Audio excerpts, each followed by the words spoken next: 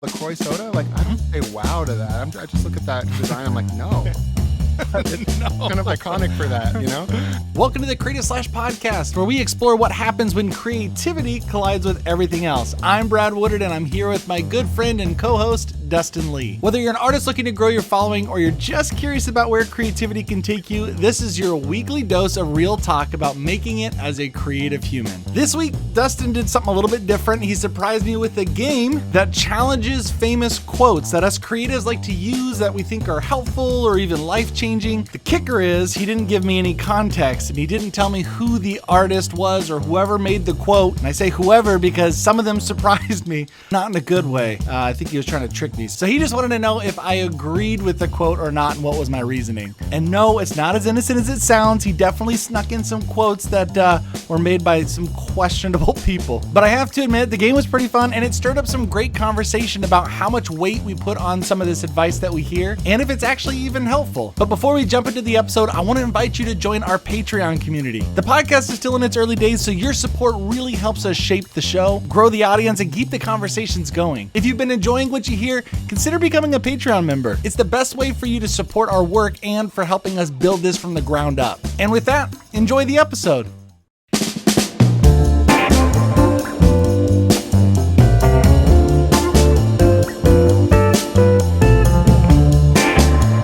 Okay, well, hey, I got a little something. I've told you a little bit about this, but I've refined my conversation about it. So I'm just going to tell you a little bit about something that I purchased. Okay. If I'm always curious about your purchases. So you know I'm into smells. No, I don't really know you're into smells. I know you're Yeah. into magic and other things and music, but smells, that's a new one for me. I am into magic and I'm really into smells. I just realized like I've purchased like a lot of kind of premium like candles I like the smell of, and then I wouldn't I say can I'm a get behind that. connoisseur of colognes or perfumes. I just realized recently they are different things, like depending on how much oils of the smell are in them. You define them Wait, there's a differently. difference between cologne and perfume? Is what you're saying? Like cologne and like I don't have the thing in front of me, but there's all these different names you'll sometimes see. Okay. And I didn't realize that depending on, I just thought they were fancy French names or something for the same thing. They're not. Sure. It all depends on how much of the actual essence of the thing is in it and the oils. But anyways, Interesting. I just thought this one was such an interesting marketing play. There is a company called Sniff, SNIF, which is such a great name for a cologne or a fragrance company. Scent-based company, yeah. Scent-based company.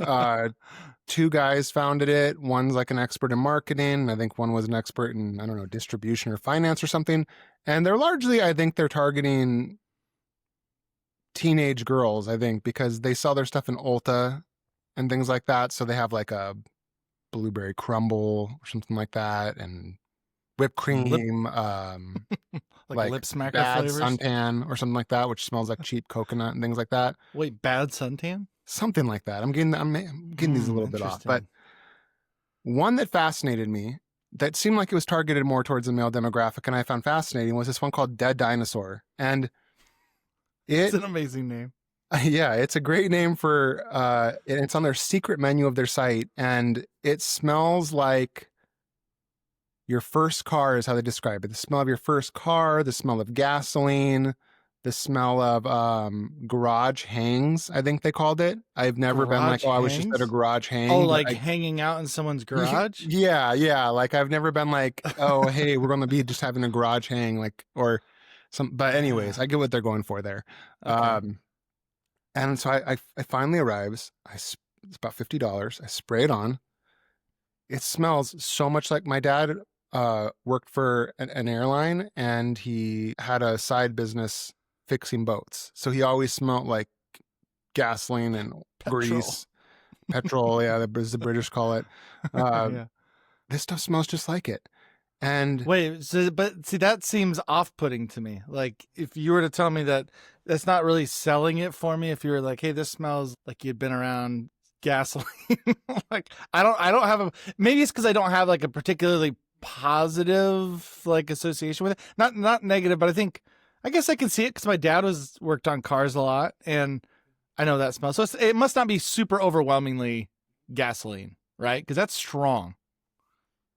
I mean, I'm getting over a cold, but to me, it's overwhelmingly that's what the smell is. It's not like gasoline permeates through the air. You smell it everywhere. It's not like that. But if you like smell where Okay. you sprayed it, it smells like gasoline to me. But I'm curious Okay. because you say, oh, that doesn't sound good to me. Mm-mm. But do you like the smell of a garage when you're like fixing a car or if you've changed your oil or changed your fuel pump? You are asking the wrong person. I have done everything in my life to avoid working on my car at like to the extent where it's just like I will do anything else to make money to pay for somebody else to work on my car for me. So I'm not You're to like, my I will dad's literally great draw an disappointment. entire children's book. I will do most anything with the other talents that I have to gain enough monies to pay somebody else to do that, because that does not interest me in the least. So I'm probably a really horrible person to ask. So you've never like gotten a little like whiff of I gas at the have. gas pump, or maybe you're working on a squeaky door and you spray some WD-40 and you get a little hit of that. Get a little lightheaded. Brad gets a little lightheaded a little Oh, I bit. see where And we're it's kind of going. like next thing Okay. you know, Brad's trying to make it so all the doors in his house don't squeak. It's Like like, never. Dad, why are you so obsessed with the squeaky doors? There's another squeaky one. Let's go get it. Give me the WD-40. You're like, oh yeah, it's so good. No, if you were to say this smelled like those little those markers, Yeah. like the fruity smelling markers that had like that super strong smell, Mhm. I could see that being more something that I could relate to. But like, it's not a great smell, but I could see that smell being a little bit nostalgic for me. Okay. Well, I think that's what Gasoline, they're maybe not playing the off one. of is that I don't know if just all humans or people in general, a lot of people like the smell of gasoline. Yeah, Okay, for okay. whatever reason. And I like I it need to because it smell reminds me of you. my We need to dad. get. I need to I know hang out some with you. people I'll like it smell because you. it gives them a little buzz, right? Mm, But anyways, okay. that's the whole cologne or perfume or it's What does your wife think? That's probably the most important question. What does Zoila what think? did she say? So I sprayed it and then she said, "Yeah, it does smell like that." And then she said, "Actually, it smells like," and then she said something really insulting that no one would ever want to smell like. Like she's like, it kind of smells. She's like, it doesn't smell like gasoline as much as it smells like a dirty old car. And I was like, You're I like, don't think that's what that's I what was you're going trying for. for. I was going for old car. Right. But But like she made it sound like, oh, that's going to make you smell like a dirty old car.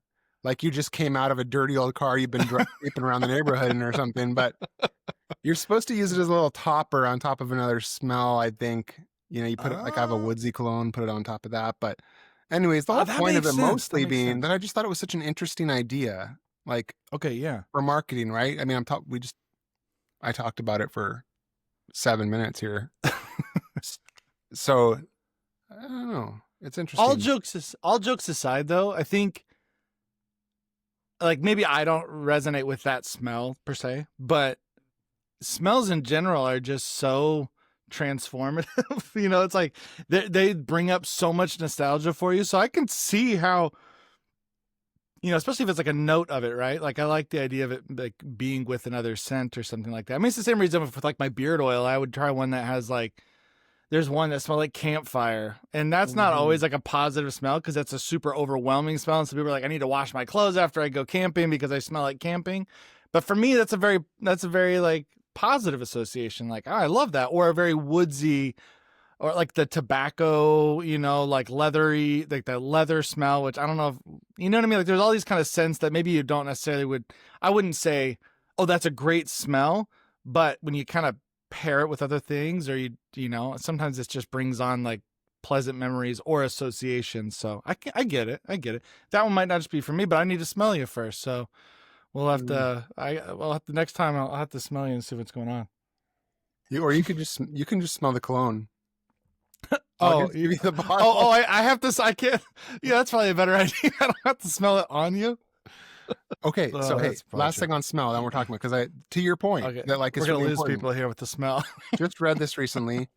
Humans can detect the smell of rain, called petrichor or something like that, at concentrations as low as 5 parts per trillion, making us up to 200,000 times more sensitive to that scent than sharks are to blood in water. This unexpected sensory advantage proves that even apex predators can't match us in every way. It's pretty wild, huh? What? So not just my knees. Smelling the rain a lot. Like it's funny how much we talk about that as humans.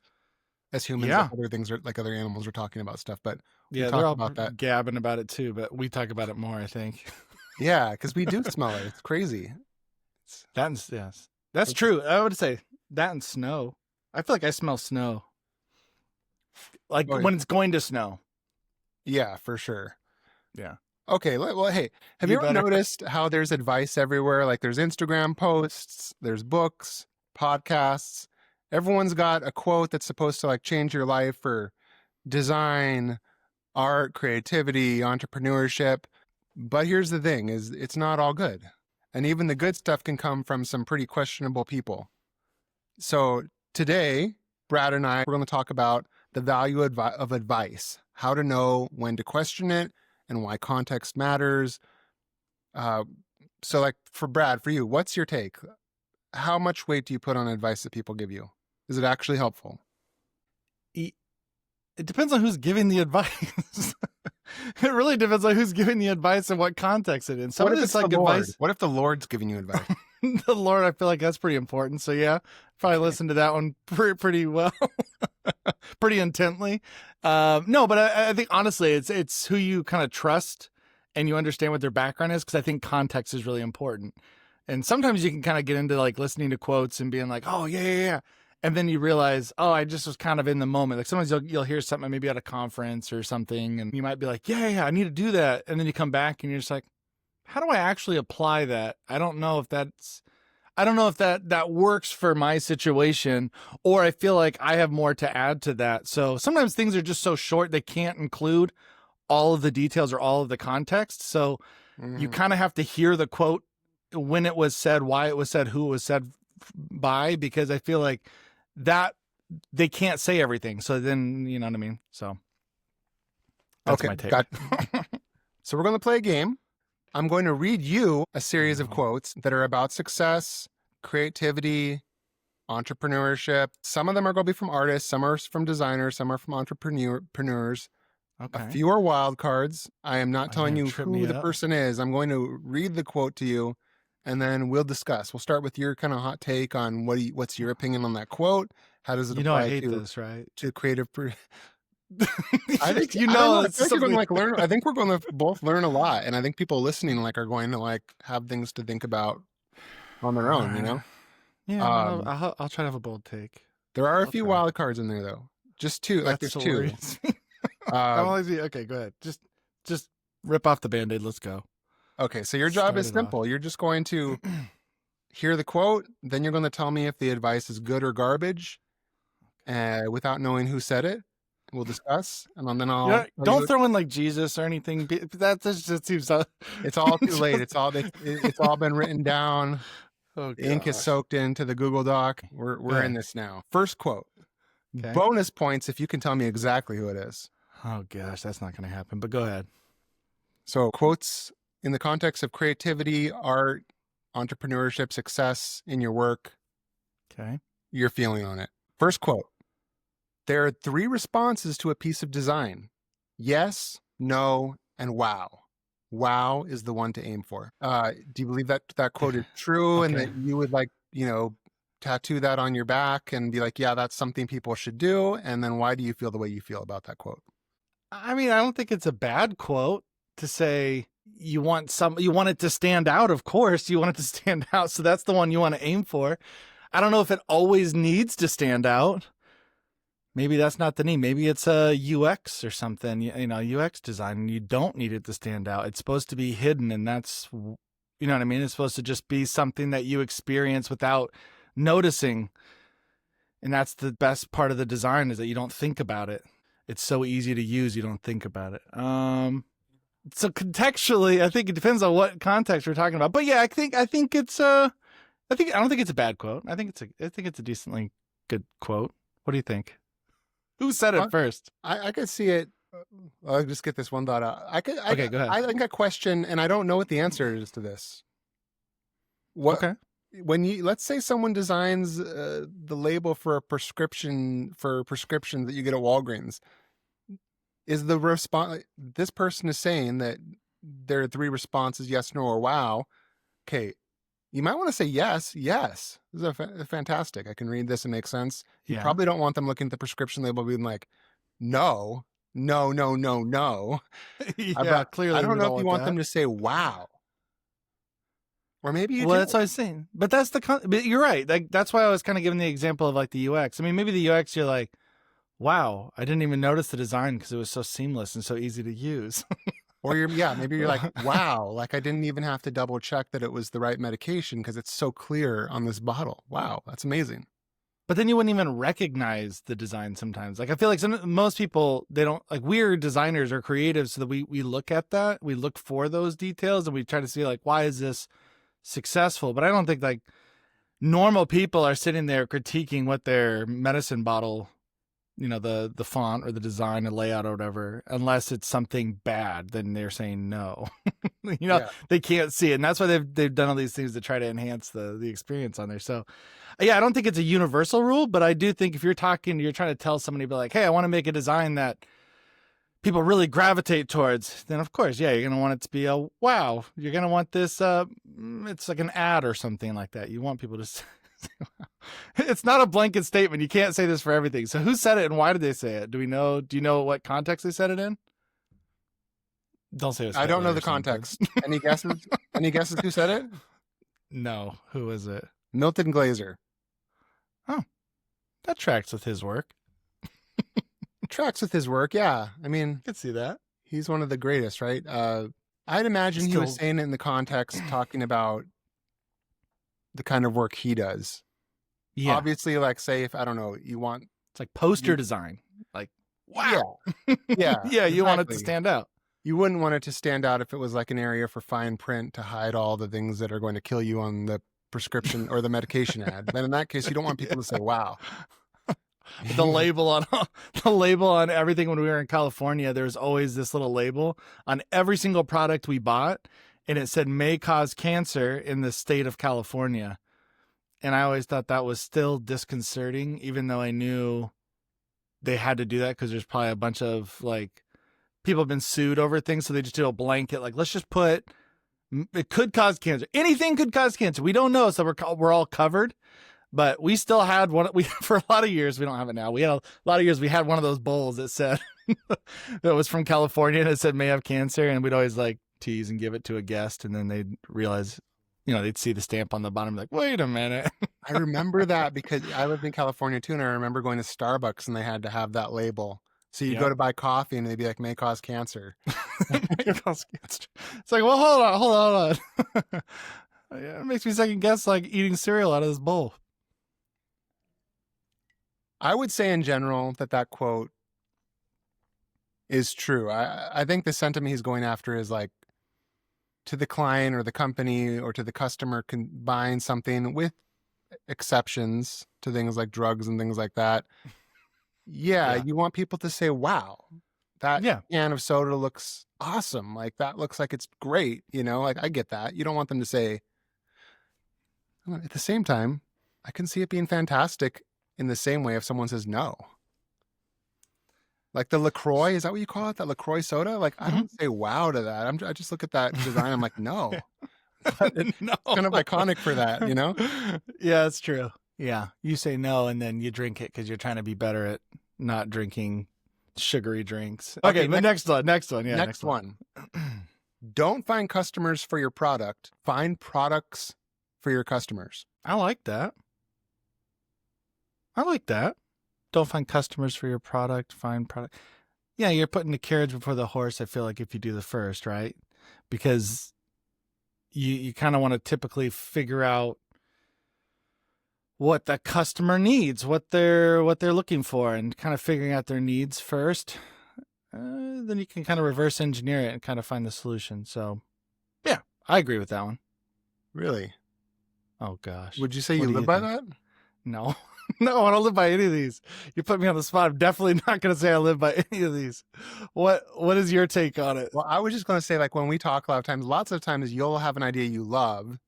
Yeah. It's a cool idea, but like, it's definitely not like you were like, hey, like even talking about things in the podcast. It's not, you won't be like, hey, you know what the audience needs?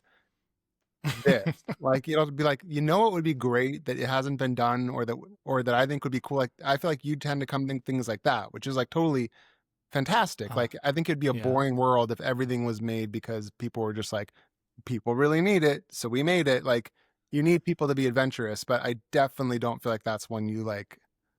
That's like Live a by. mantra going through your head all the time. Maybe I didn't answer it as something like I do it. I didn't know that was the qualification. This is And that's this fair. is That's advice fair. you follow, like I don't necessarily do. Yes, you're right. Like a lot of the I guess I also don't think of a lot of the things I create as products like sometimes, but yeah, I definitely I definitely put the idea out there first or the product out there. I think of that first and I get all excited about it. Clearly I've done this, told you a bunch of times. I've called you and just talked your ears off about it, different products or projects and things like that. So yeah, I could see that. But having talked to you, especially for things like, with Retro Supply or with, with this podcast, I'm starting to realize in Brave Kids Club, like I realized that one late. That was when I put things before thinking like, oh, everybody's going to need this, instead of doing the research of like what people want or what their struggles were with learning art or, with kids. And so I kind of learned as I was going and listening to people, which I think is a good method sometimes if you struggle getting off the gate or out the gate, I think.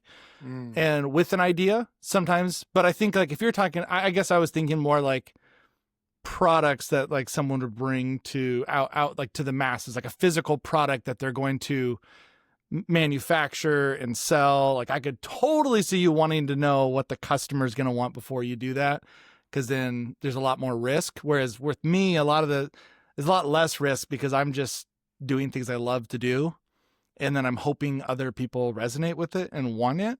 And that doesn't always translate, which to your point, and I think that doesn't always translate to money. Whereas I want it to sometimes, I'm like, oh, I want people to be interested. I want people to be stoked about this. It's what we're doing with this whole podcast. I came to you with all these big ideas, and then you had your ideas to it to add to it as well. And then if I would have just run out there and just started doing it, I feel like it wouldn't be the same, because you're a lot more methodical about what the listeners want. Like you talk about that a lot. Like you're like, what are they going to get out of this? And I'm just like, I just want to hear people tell amazing stories and just be totally different than most design podcasts. And so that's great. But Right. I think this quote helps you focus on something that people will buy. So yeah, That's I my think it answer. really depends on like what your metric of success is. Like if your metric of success is I'm trying to build an audience, or I'm trying to make a bunch of money selling a product, it's probably really good to find products for your customers. If your Yeah. metric for success is I want to have a great time doing this, or I want to make a real world connection with the guest, or with a handful of people that are just like me, or I feel like the universe is telling me that like I need to do this, which are all like very good reasons to do things. Like if as long as you understand that's your metric, I think that it's fantastic. It's just Yeah. I think the problem happens when like the reality of someone wanting to do something but not questioning what the audience wants collapses on Yeah. itself, and the person expects I'm going to do what I love. This happens, I feel like, with music all the time. I'm going to make the music I love, Sure. and the people will just come for it. And that's not Yeah. true, right? Like, Yeah. if you really want to That's true. do well, you have to be very good at knowing what do people want to hear, what do they like. Yeah, And sometimes you could be okay. Sometimes you're okay with the fact that it's not a huge audience. And I think right. that's fine too, right? You don't need to have it be, if you overgeneralize, then it kind of, the life isn't as exciting. You don't get these little niches that you can kind of follow. But I thought about that for Brave Kids Club because, that was something that I did. I kind of, like I said, I went out there and I tried to just create something that, I thought people would like. I was so excited about it, and I put a lot of money into it, a few different times, and that backfired because I thought I could sell it, to people when they may enjoy it, but it doesn't mean they're going to purchase it. And so I think that's why I resonate a little bit more with this on the sense of like, or I tend to lean more towards, this being sound advice because I have not followed it my whole career. And I think it's good advice. It feels like advice that you would give me. Yeah, I feel like at some point this concept really got pushed into my mind, probably through Tim Ferriss, I would assume. But the person that this quote is attributed to, Seth Godin, who is a marketer, was one of the early marketers, I believe, in like Yahoo. Also wrote like Purple Cow. I think you really turned me on to Seth Godin's stuff. I started listening to like his podcast. I think it was his podcast. I think that was you. All these marketing people that I follow now, it's because of you. You've introduced me Seth to Godin's like fantastic. Another great one from him is The Dip, which we have talked about. Yeah. With the essential premise is that there's a big dip when you start something where it becomes a grind, and most people stop in the middle of the grind, which is also called the dip in the book, when success comes after this big dip. But anyways, ready for the next quote? Let's do it. This was quoted by somebody in the midst of a negotiation type situation. This is not like a written quote. Well, maybe I don't need your money. Wait, I said maybe. Instant regret.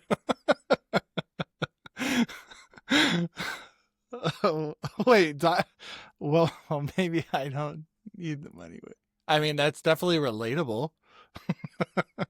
I don't know if it's a quote I live by, but I actually, this is funny. I don't know who it is, but it's funny because I feel like this is something I would say as soon as something, because I feel like I will do it regardless. I just want to do it.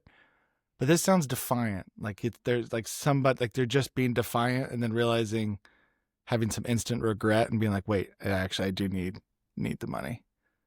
Who is this? Who is this? What is it from a movie? Wait, first you got to tell me like, do you in general, like, I don't know, like, how do you feel about it? Like, well, maybe I feel like that all the time. I feel like I'm going to do something regardless of the money. I don't need anybody else's money. I'm just going to do it. And then I quickly realized that in order to keep it going or to really have it be successful or keep myself motivated for a long time, I actually do need money. But I always think I'm tough and I'm like, I don't need anybody's money. I'm just going to do it anyways. And then I burn myself out.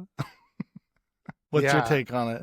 Yeah, that's a weird, it's honestly, I chose this and it's not a great quote for picking one side or the other on, because I was like, I don't know how to pick a side. Situation. I just thought it was such a great quote though.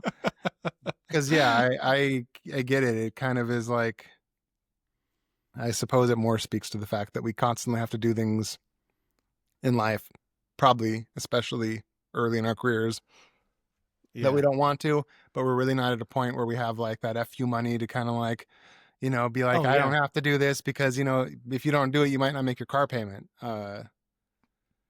That speaks to a lot of creatives who will say at a certain point, you don't say no. Like you say no to a lot of projects. You turn down a lot of projects because you're worth more money. They don't, there's a lot of reasons why it might be justified in turning down a client, a potential job. And that feels pretty empowering. And it kind of says something about your status as a creative. You're like, yeah, I'm at that point where I'm so in demand, or I'm so far along in I'm so, what do you call that? Just, like I have that FU money or whatever saved up because I've accomplished so much that I can have the right to say this or the privilege of saying that.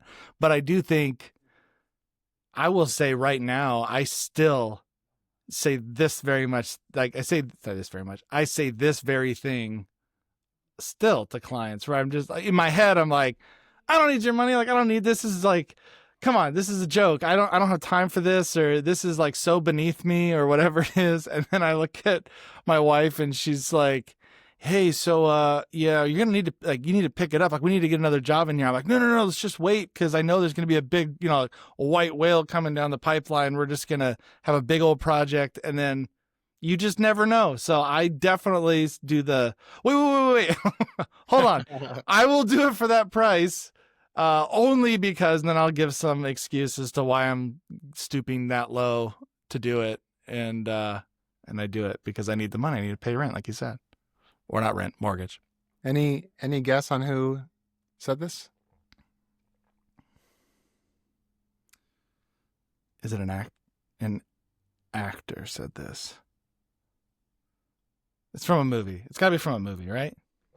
It is an actor. I mean, they're playing somebody when they said it. Maybe I don't need your money. Wait. I said maybe. No clue. What is it? Monica Green from Friends. Oh, that's funny. I want to see that episode now. That makes sense for Monica. Okay, next quote. All right. Innovate as a last resort. More horrors are done in the name of innovation than any other. Innovate as a last resort? Yes. Oh gosh, this one's controversial, and it's got to be some. This has to be one of those wild card ones where this feels like it's got dictator written all over it, and I'm gonna agree to it or something. Innovate as a last resort. No. I mean, why would that be the last resort? You should constantly be innovating. I don't. This one seems like an easy one. No, I don't agree with this. I feel like, but I do agree with the last part. Said it. So let me just ask you, like, why? This is a great question, I think, for everyone to like. I agree with more of the first, but not the last. Wait, it was swap that. The first part, the innovate as a last resort. I don't agree with necessarily. More horrors are done in the name of innovation than any other.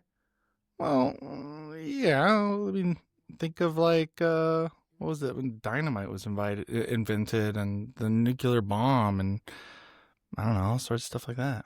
That makes sense. That was innovative. Mm-hmm. They did horrors. There's lots of things, but I think that's kind of like that's a I don't know. What who's that in? It makes me picture things like where you see something, you're like, why was that made? You know, it's just like it makes something more complex. It feels like what is it called, a Rube Goldberg machine or whatever? Yeah, where you're like, what was the point of that? Yeah, like, and I wonder if that's what they're referring to. The person that said this is Charles Eames, which I think it's hilarious that like your first. I love Charles. That was a dictator. Yeah. Well, innovate as a last resort, like. What was the context? One could argue that the greatest designers might have dictator type tendencies. Who knows? That's another podcast episode. Wait, so what do we know the context of this quote? Can we? No, that's a good point. If he was just saying that, someone was like, "What's the most important advice you could give?" and he said, "Innovate as the last resort," that would be one thing. If he was, I don't know, eating corn on the cob off of like 3 hinged corn on the cob holders that made sound effects. that's a whole different conversation that Charles Eames is having. Yeah, I feel like we really need to understand the context for this one, because clearly innovating as a last resort. I mean, in some contexts that could, where you're like, don't reinvent the wheel. You know what I mean? Like there's like those don't reinvent the wheel moments where I could see that you could say that, but. And I do agree with, like, there's a ton of horrors are done in the name of innovation. I don't know if he means just bad design or if actual horrific things from, like, what was it? Wasn't it Nobel was the one who invented dynamite? Yeah, although I don't know. Right? I suppose one could argue that was like a really important, good innovation. No, but it was. But I'm saying he himself was like, isn't that why the Nobel Prize exists? It's because he was so devastated by the use of his dynamite. Am I completely butchering that? If anyone in the audience has context on that, leave it in the comments on the video, or better yet, go sign up for our Patreon and start leaving some comments. This thing is starting to cook. So yeah, we need your feedback and build that community. All right, I'm gonna skip this one. This one's too obvious, but couple more here. The best art divides the audience. I'm curious about your answer to this, because I honestly can't tell with you how you might feel about that. I feel like if you had my artwork out there and the audience, like if you put a piece of my art, my illustration work out on display in front of tons of people, and half of the people said it was awful and the other half was just singing my praises, saying it's the greatest thing they've ever seen, I would be really conflicted and probably not want that. But that's me. I think this is more kind of a reflection of just how, in general, I don't like people to be disappointed with me or not like me, or I'm very worried about how I'm perceived. So for me, this would be pretty devastating, I would say, because I'd feel like, oh man, that means 50% of these people in here don't like what I make. But I understand, if we're looking at like, I understand the value of that. Like, I know people say, was it Armin Vitt in our episode, and he was talking about, he had to have he said he was just like, he's like, I felt like I was such a jerk with all these opinions I had. And he's like, but no one would have listened to me otherwise. Mm-hmm. And I do think there's a lot of truth to that, where good art, like, it shouldn't be loved by every single person, because I feel like it's subjective. And if it's those people, those 50%, the half of the people that were excited better be so enthusiastic and over the top to make that worth it for me. Where I'm like, okay, I did something right. I had enough people. But this speaks a lot to me, my personality, which I have a hard time having people not like what I do or who I am.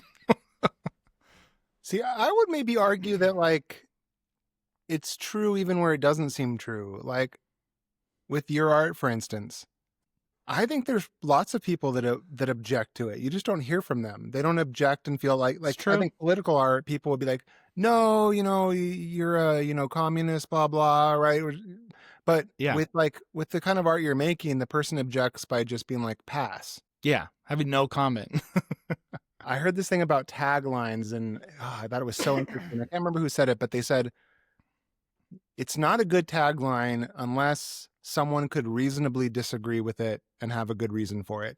And I was like, that's such a good point. Like, I was using all the time as a tagline for Retro Supply, good stuff. I felt like just a good thing to say, good stuff. It's easy to say, like, it, yeah. Yeah. But you can't really disagree with that. Old-timey. No one's going to be like... Oh, yeah, you talked about it. I remember you were trying to figure something out for this, because you're like, yeah, it doesn't have any sort of oomph behind it. Right, it doesn't carry you anywhere. Like, you don't... Whereas, like, say, like, just do it is a fantastic tagline, because some people would be like, hell yeah, just do it.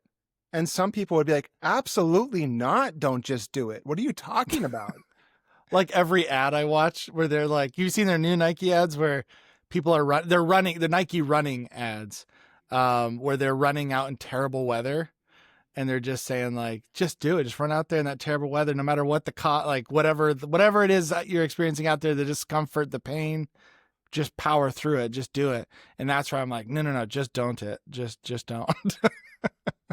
Right. Don't like, there's so many situations in sports where if your inner voice says just do it, you still shouldn't. Like, if your inner voice in volleyball says to spike the ball into the person's face, like, and you think just do it, that's not good, probably. No, exactly. There's times when that's not appropriate, but I think you're right, where I would like, it's like I want both things, but you can't have it both ways. Like, if you want to get more attention, you have to be a little polarizing. I think it's just the nature of things. If you want more interaction on your want people to interact with your stance, like, you want more people to be enthusiastic about it. If there's not enthusiasm either way, then what are you doing? And I want to be better at that, but I'm also so scared that I'll, like, push some people away. And I think this is like a common thing that we talk about, or it comes up in like almost every episode that we've done, like with guests, like Aaron Draplin's episode, like that's very much where it's like he doesn't care because it's something that he believes strongly in, and it's like he's gained a lot of like respect or a lot of followers, or because he has those strong stances, and I'm just so bad at that. I need to be better at that. I just don't like to offend people, even if I am feel strongly about something. So that's tough for me. And then same with the work. Like, I am so, even my own work, I'm like, other people, I would rather shout their praises than, praise my own work. I feel like I don't know. That's just a me problem, maybe. Yeah, it's interesting. Every time, like I feel like I could do that more in retro supply. I don't feel like I do it enough in the business, but anytime I do, which is oftentimes by accident, I find that it it gets the most like I remember during it was super political. Black Lives Matter was going on, and Yeah. Donald Trump was president in his first term. All this stuff was kind of people were just. I think COVID was starting to happen. People were just ready, right? To just they're just waiting for a fight. And Yeah. we put out a piece of artwork that was a boy, a young like a little boy on a wearing all red on a tricycle, and he's riding down the street, and there's a cop in all blue, and he's yelling something at him. And we said, caption this. We didn't mean anything by it. Oh, We at least I didn't. Like now, maybe Yeah. Robin Banks made the art, who's in my opinion, a brilliant artist, and they might have had other things in their mind so good. when they did that, right? Yeah. That piece got so much engagement, and that's probably the brilliance of them in a way. Like it, Yeah. it sparks so much conversation because people can read into that. It's a boy in red Mhm. driving a trike with a cop in blue. Doesn't mean anything, Yeah. but it means everything to people in so many Yeah. different ways. And that I think that people want to land somewhere. I think people want to land somewhere, and I need to do that more. Anyways, any Yeah. guesses on who this quote is attributed to? Who would do something like that? Whose work divides audiences consistently? Or what leader? Or what Of leader? of a European nation. No. I don't know. Maybe it's like an Andy Warhol thing. I don't know. It's work. What? Who was it? Rick Rubin. Oh, Rick Rubin. Not who I thought it was. It's good though. It's Mm. good though. But that was a good guess. Honestly, it could have easily been Andy Warhol. Kind of. Okay, let's do two more. I feel like we got Okay. time for two more, and we'll wrap it up. And All right. sorry, I feel like other people are going to have stronger opinions on this than I do. I've got a lot of problems with you people, and now you're going to hear about it. That was Frank It's like- Costanza. That's not really one that we have to talk about if we disagree or agree. That's funny. It's a good one though. I thought you were going to say I have 99 problems. I was like, well, hold on. What are we doing here? Obstacles do not exist to be surrendered to, but only to be broken. Obstacles? Say it one more time. Obstacles do not exist to be surrendered to, but only to be broken. Sounds like a powerful person said that. Or like a running back in the NFL. Do you agree? Yeah. Yeah, I think it's generally, if you were to generalize this for the masses, I think it's sound advice. Not knowing the context or who the dictator is that said this. Is it just some border? They're talking about some small country they're invading. Hopefully that wasn't the case. I personally, I totally disagree with this advice. Just feels wrong to me. I couldn't back this kind of advice up personally. It sounds like it's like Hitler. You definitely agree with this advice.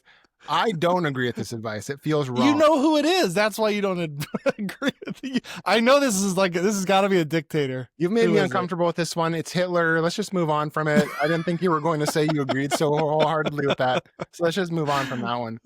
Yeah, to be clear, I disagree with that one. Brad does agree with that. Okay, I'm sure he had to have some redeeming qualities, right? No, in context, I would be like, "Whoa, this is way out of hand." But in general, but I mean, like people can still say stuff true sometimes, even if they're bad, right? Like I don't know, true. like You can't say coffee with cream and sugar quote. is delicious after dessert. Doesn't matter who says it; it's true, you know. It's true. Okay, last one. Real disappointed in how you answered that one, but I'm not perfect. Like I have my own things, you know. I agree with the things people say. Mine just happened to be I agree with Hitler's comments sometimes. Yeah. Oh, anyways. Move on. Okay, trust is the foundation of any business relationship. I see this. I yell this out all the time. Yes, I agree with this, and I may just get that tattooed on my back. This one feels like the easiest one. I'd say. Why do you feel that way? that's how I've operated my business. I feel like just through experience, I feel like this is probably the one I could agree with the most because I've seen it in action. Like I feel like there's a lot of distrust within business. And so for me, the I feel like that's what differentiates a lot of people. I think you and I were talking about this a little while ago where, I was trying to tell you why I felt like I had so many recurring clients, Mm, like these clients that would continue to come back to me and hire me for work. And why would they hire me over more talented artists that I would subjectively I felt were more talented or more suitable for the project. Um, and I attribute a lot of that to the fact that they trust me, and that's through, just me, coming through on all my deadlines and being transparent about my process. And if it is like sometimes you have a situation where I don't like to go hourly, but in some situations on some contract work, I've done hourly pricing. And when I've done that, I've been completely honest down to like, oh, this was only like an extra 30 minutes that I did when I thought it would be, maybe I quoted him and said, this is going to take like 2 hours. I could have easily just I could have just billed them for the 2 hours and actually done it in 30 minutes because they agreed to that price. But, I let them know that it didn't take me that long and we sort that out. But I feel like people come back to me because of that. I don't think trust is something that is always prevalent within business relationships, but for me, it's been I think it's the reason why I've been able to keep my business running as long as it has, is because people trust what they're going to get from me, the quality, the timeliness, just consistency. They can trust that it'll get mhm. done and the way that they want it. And so, yeah, I like this one. I agree with it. Yeah, I agree. I mean, like I have my own like issues with different like people that I've worked with where like I feel like my expectation of what I should be able to trust was not what I felt like was matched. And as a Yes. result, I was the relationship, like I wouldn't say like it's soured or some catastrophic thing happened. Like you just don't work with them again because you don't quite feel like that. Um and that's not even to say that that's that person. We've talked about that too. Sometimes I think it's my own perception of trust. Uh, Probably Yeah. because of something I could get Yeah. into with some therapist at some point, like of me like feeling like I can't trust, or vice versa. I'm sure I have played that role too, where I've had people that felt like something unintentionally I did made it seem like they couldn't trust me. And Yeah. that obviously, yeah, it is a foundation because if you don't feel you can trust them, then pretty much everything after that you're never sure of. And then why would you continue to work with them? Like, once you find somebody, I feel like uh, I I feel this way because correct me if I'm wrong. You probably like working with me because you know what you're going to get from me. Like having worked with me for so many years, you know what you're going to get from me. And maybe you think there's another artist out there that's better, and I that totally makes sense, but you'll come to me because you're like, "Oh, I know exactly what I'm going to get from him." And maybe it's not the most incredible, most groundbreaking piece of artwork ever, but it totally fits my needs. I enjoy it and I like working with this person. I trust that it'll be a good process. It'll run smoothly and I'll have something I'm proud to show. Would that Yeah, be 100. correct? Yeah, 100%. You can work with you for a long time, but even from I mean, the reason I worked with you a long time is because the first time, right? I say, I need this and that. You say, I can do this and that. Here's what I'll do. And Mm-hmm. then you do it, and it's what you said, and it looks like the stuff that was on Dribble that you posted and on your portfolio site. Yeah. So then you do something again, and then it looks like the stuff that you posted on, your on Dribble and your portfolio. And so you're like, yeah, and I trust that, everything they say has been consistent with what happens with what they say. And so, yeah, it Yeah. becomes very easy to do. It's interesting because it seems like a very obvious quote, Sure. but you do like some of these, I guess, like for me at least, why I find this conversation interesting is because I do feel like we hear quotes. And for instance, I've consumed so much marketing material over the past 10 years learning for my business. So much so that oftentimes I'll sit down to do some sort of marketing activity and I'll find myself paralyzed because I can think of the gist of some sort of quote I've heard. And then I can, Mm-hmm. on the other hand, think of another quote that completely goes against the first. They both feel very true. They both Yeah. have supporting evidence behind them. And then you're like, which one's true? And I really think we have to I mean, a perfect example is some of these start to contradict themselves as well, right? Like innovate as a last resort. Um, Yet then another one says the best art divides the audience. Yeah. Those kind of start to even push against each other a little bit. There are three Yeah. responses to a piece of design: yes, no, and wow. That pulls against uh, don't find customers for your product, find products for your customer. Yeah. I mean, they all kind of, It, we should question these context is things. super important.